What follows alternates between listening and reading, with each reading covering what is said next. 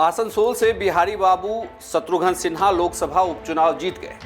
आसनसोल लोकसभा क्षेत्र बीजेपी और टीएमसी के लिए नाक की लड़ाई बनी हुई थी। इस लड़ाई में शत्रुघ्न सिन्हा ने एक बड़ी जीत हासिल की है। 2,64,913 मतों से शत्रुघ्न सिन्हा जीतकर अब लोकसभा पहुंच गए।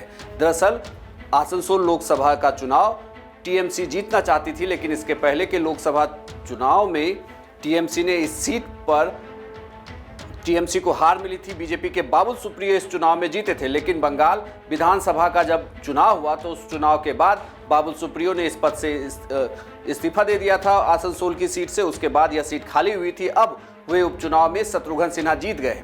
दरअसल शत्रुघ्न सिन्हा लगातार बीजेपी के साथ रहे थे 28 साल तक। 1991 से लेकर 28 साल तक वह बीजेपी के साथ रहे, 2019 तक। लेकिन 2019 के लोकसभा चुनाव में जब उनको टिकट नहीं दिया गया और पटना सिटी का जो टिकट था वह रविशंकर प्रसाद को दिया गया, उसके बाद उन्होंने बीजेपी का साथ छोड़ा, कांग्रेस के साथ आए, कांग्रेस से चुनाव लड़ा, लेकिन पटना सिटी से वह चुनाव हारे। इसके बाद शत्रुघ्न सिन्हा ने टीएमसी का दामन थामा। टीएमसी ने उन्हें आसनसोल से उम्मीदवार बनाया और टीएमसी से चुनाव जीत गए। आपको यह भी बता दूं कि बीजेपी में रहते हुए केंद्र में स्वास्थ्य मंत्री भी रहे हैं शत्रुघ्न सिन्हा। शत्रुघ्न सिन्हा का एक बार आपको सियासी सफर बता देते हैं। 2 बार बिहार से राज्यसभा सदस्य रह चुके हैं। 2003 से 2004 के दौरान स्वास्थ्य एवं परिवार कल्याण मंत्री रहे। 2004 में अटल सरकार में जहाज रानी मंत्री बने।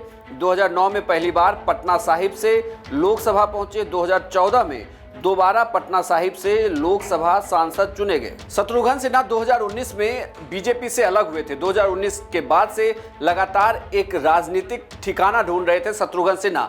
मोदी सरकार के खिलाफ काफी मुकर रहे हैं और सबसे बड़ी बात यह है कि अब लोकसभा में टीएमसी को भी एक चेहरा मिल गया है जिसकी आवाज देश को सुनना अच्छा लगेगा। क्योंकि अगर आप देखें तो टीएमसी के बड़े नेताओं में से कोई ऐसा चेहरा नहीं है जो हिंदी भाषी क्षेत्र से आता हो जो टीएमसी की पकड़ लोकसभा में मजबूत कर सके। लेकिन शत्रुघ्न सिन्हा अब वो चेहरा हो सकते हैं। वो बीजेपी के साथ भी रहे, कांग्रेस के भी साथ रहे, लेकिन अब ममता बनर्जी की पार्टी टीएमसी से वो आसनसोल से सांसद हो गए हैं।